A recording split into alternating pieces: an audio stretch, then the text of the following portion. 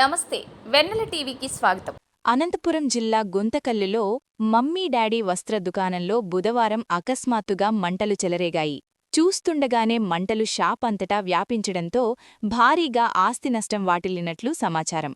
స్థానికులు అగ్నిమాపక సిబ్బందికి సమాచారం అందించగా వారు ఘటనా స్థలానికి చేరుకొని మంటలను ఆర్పే ప్రయత్నం చేస్తున్నారు. ప్రమాదానికి గల పూర్తి వివరాలు తెలియాల్సి ఉంది.